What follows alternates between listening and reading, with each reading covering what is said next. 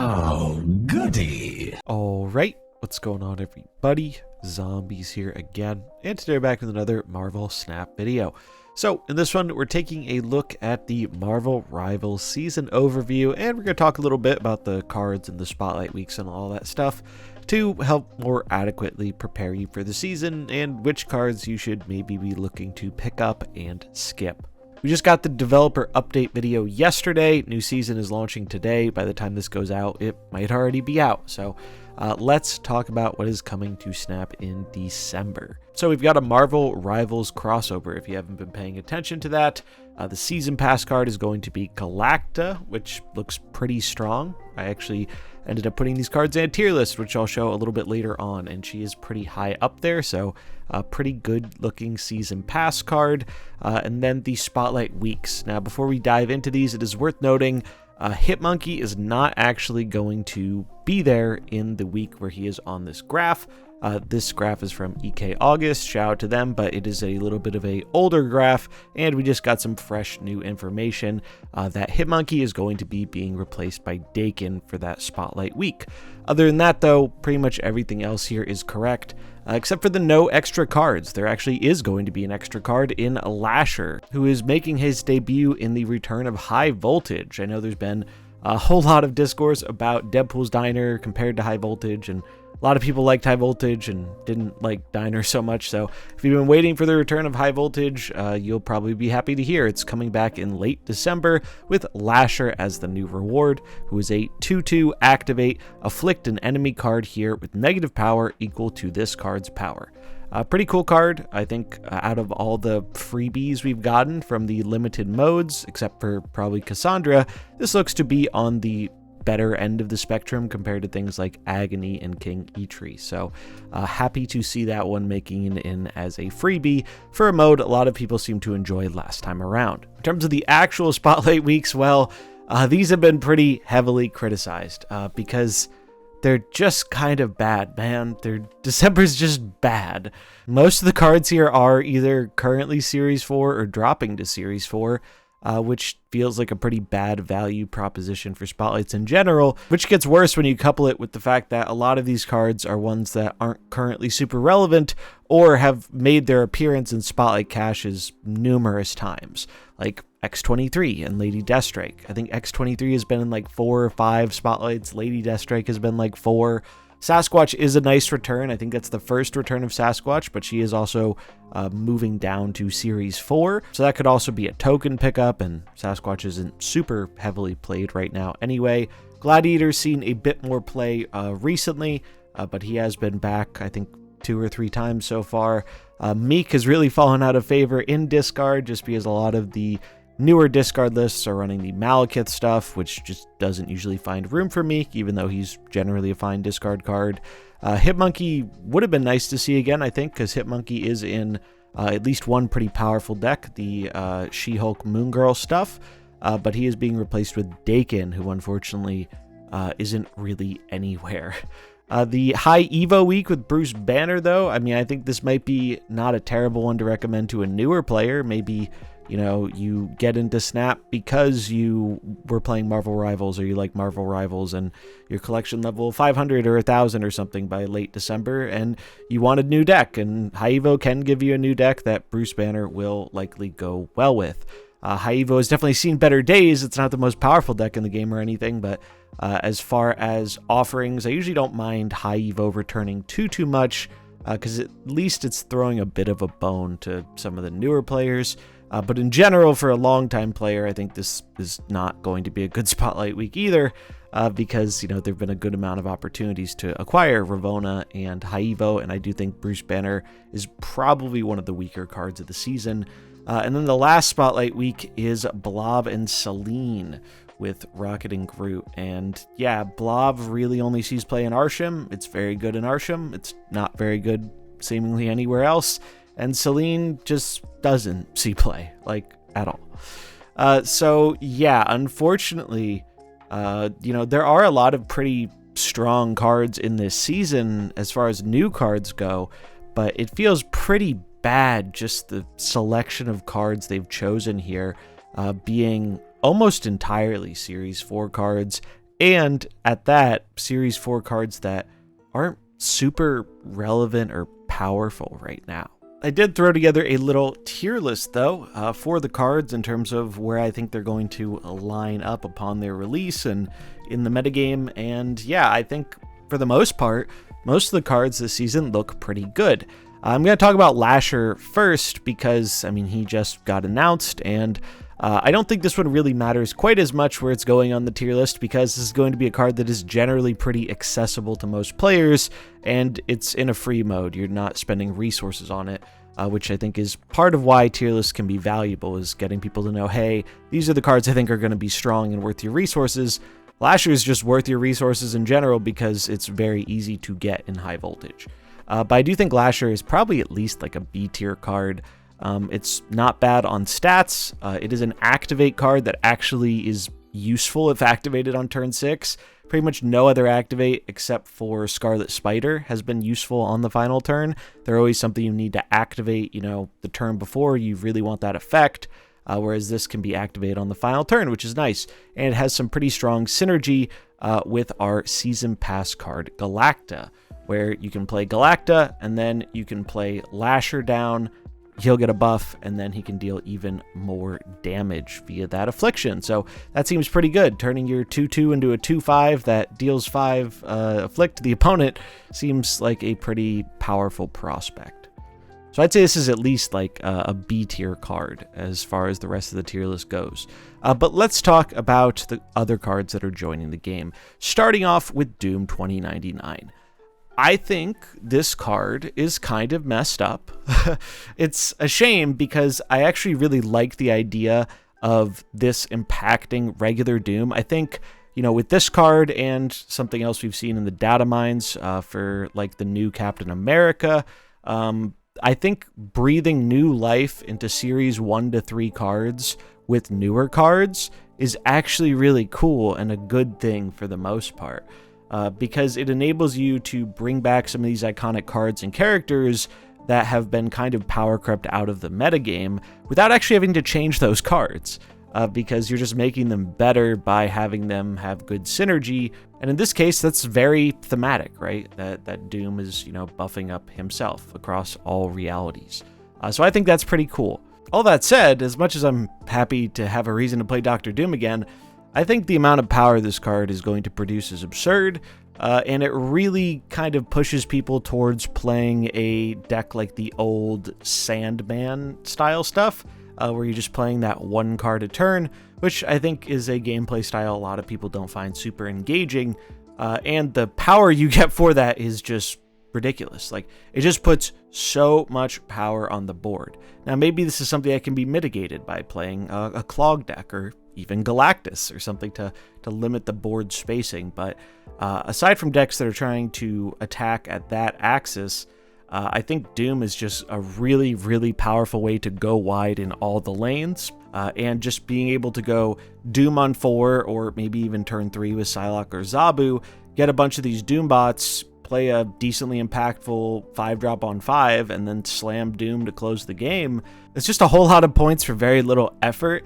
And it's not something that seems super counterable outside of the previous ideas I mentioned with like Clog or Galactus or something, because you can't really easily like shut this down with an Enchantress because the Doom bots are likely going to spread throughout the board, so they won't all be in one lane. And if this does catch on and become as good as I think it's going to be, I think we're going to be entering another Super Scroll meta, which are always funny to say the least. But yeah, I think in terms of card power, just raw power for what the card's doing, Doom 2099 I think is by far the most powerful card of the month, and I would be very surprised if this card does not end up shaping the meta in a very significant way, if not just dominating it entirely. The card looks really, really strong. Then we have our Season Pass card, Galacta. Galacta seems really good too. Just being a 4/6 that's buffing that first card you play in another lane each turn. Now, in the developer video, they kind of made it look like it can do that buff multiple times a turn.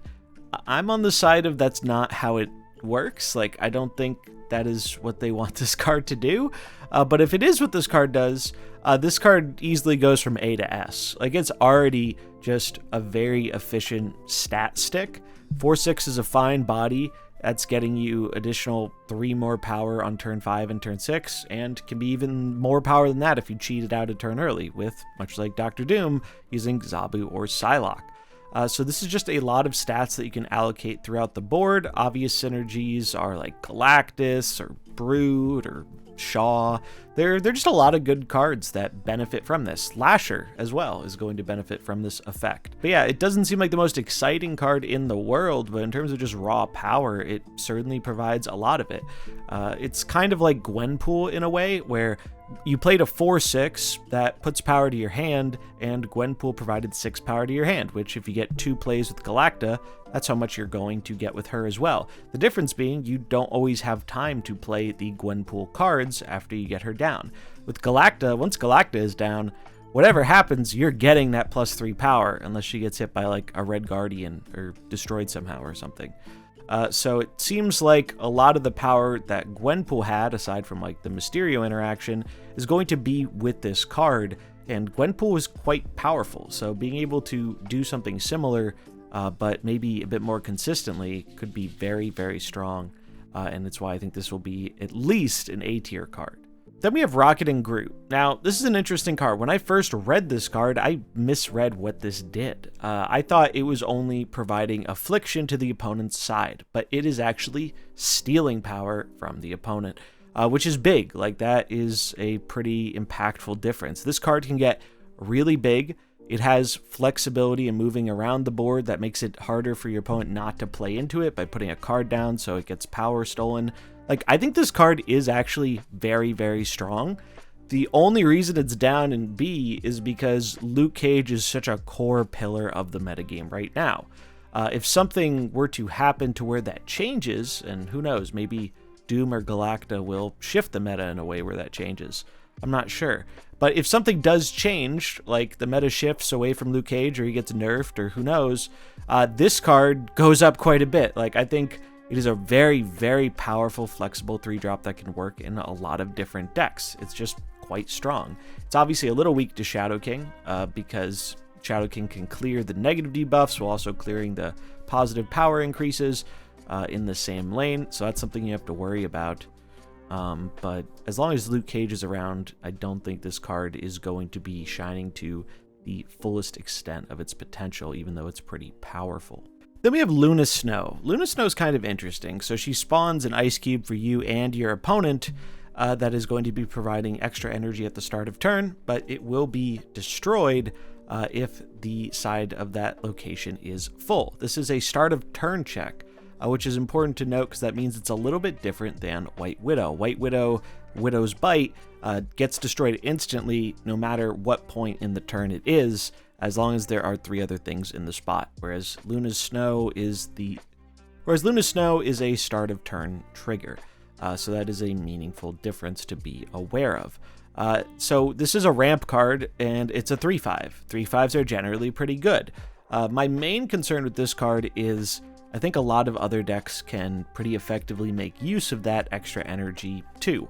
So I really dislike the whole giving the benefit to your opponent for a turn aspect of the card, but I do think being able to ramp on a 3/5 is generally pretty strong, namely in something like Silver Surfer, where it fills a similar role as Hope Summers does, except unlike Hope Summers, you can actually play this on turn 4 to ramp on turn 5 to play 2 3-drops, which is something you can't really do with Hope unless you have like Hope and a 1-drop on turn 4, which is pretty rare. So I do think there's some application there, or maybe in Sarah decks, where you can use this on turn 3 to get Sarah out on turn 4, and then maybe Killmonger or Red Guardian the Ice Cube for the opponent, and since you have Sarah, you won't really need that extra energy anyway. So those are the main applications I'm seeing for this card. Other than those, I find a hard time believing that this card is going to be worth playing over some of the other energy generators we already have access to. And I think Luna Snow's downside of providing that to the opponent as well as you is a bit bigger than some people are thinking it is. Maybe it could work in a clog deck, but because the thing automatically blows up, I'm just not super high on that as an idea personally. Then we have Peni Parker. This is actually one of my favorite designs of the season. So I think it's really cool that we have a card that is going to dramatically affect all the current and future merge cards. Merge is a pretty interesting thing that hasn't really seen a whole lot of time in the sun. I mean, I think the most we saw of it was during the Symbiote Spider-Man season, right? Because it was the season pass card, everyone had it, iconic character, people were interested in trying it out, and it was a new interesting twist on merge as a mechanic. She adds a 3/3 spider to your hand, and whenever something merges with her, you get an extra energy the following turn. Spider is a 3/3 that merges with one of your cards here, and you're able to move that card next turn. So I think it's neat. You can play this on turn 2. It guarantees a curve out and some extra energy. I think that's pretty cool. You could even do something like playing Agony on turn 1 and then playing this into it so you get some extra energy going even earlier. Or you could activate a Symbiote Spidey onto it too to make a bigger body while still getting that excess energy. I don't really see where this is going to find a place in the current environment right now. Like, as much as I like the idea and the effect here and think it has some maybe more long-term potential, I find it very hard to see where a card like this can find a place in the current metagame, because it feels like something like this is more of a mid-range type of strategy for a deck that maybe wants some extra energy, but I fail to see how this card is doing that in a way that ends up being better than an alternative like Wiccan or Hope Summers. Like, I just don't think putting those other merge cards in your deck for the Peni synergy is going to be really worth doing. And maybe you don't have to do that. Maybe Peni can just be run on her own with Spider. Maybe that's something that can work. Or maybe it's like a card generation archetype with Quinjet.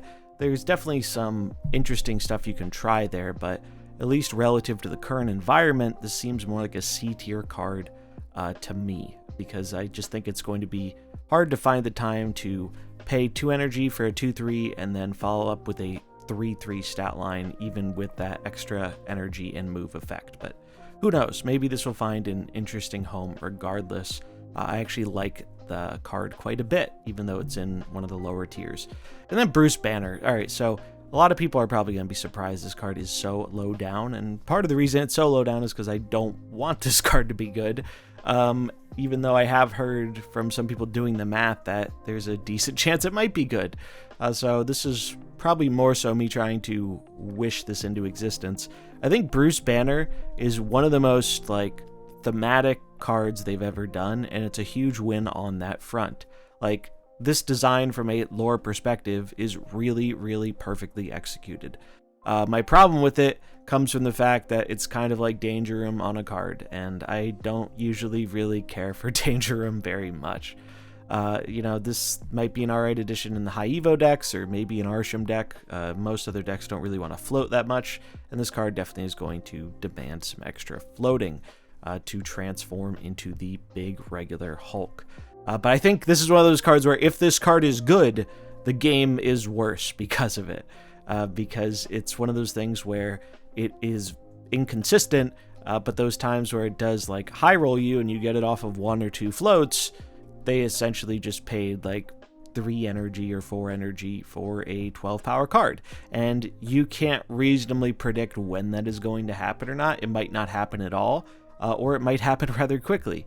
He is weak to Red Guardian, so there are ways you can tech against this card for sure if it did become popular, but I'm really hoping it's more of a niche or meme card overall, because I think when you have effects like this that have such a random variable to them, it just creates a lot of like one-sided fun or unfun, and I generally don't love more of those cards being added to the game, even if it is very thematic. And so yeah, those are all the cards coming with the December season and what I think about them. Now, some of you might remember a while back in the developer update roadmap thing, they talked about Masteries coming, and they said, we're going to try and get it out before the end of this year, but it wasn't in the video, so I think it's pretty safe to assume that's not happening. They did leave themselves some wiggle room, saying if not this year, then early next year, so I guess keep your eye out for that. I'm actually probably going to do a dedicated mastery video in the near future as well, because I think it's a feature a lot of people are excited about, which at the same time, I think a lot of people don't really fully know what to expect from the feature, because when you don't know what to expect from something, it's kind of easy to place expectations of whatever you're really hoping will happen in there, regardless of what the reality of the feature may be. None of us know for sure about what character mastery is going to look like, but going off of some of the previously published little information we have, I think we can make some decently safe guesses, and that's going to be another topic for an upcoming video. But that's going to wrap it up for this one. Let me know what you think about the Marvel Rivals season, as well as the cards joining us this month. I'd love to hear it. And by the time this goes live, I might be streaming it here on YouTube and Twitch, checking out Galacta and Luna Snow. So keep an eye out for that. Probably going to try some Marvel Rivals itself as well. The game looks pretty fun. That's it for this video, though. I hope you enjoyed it. If you did, remember to like and subscribe, and I'll catch you in the next one. Peace.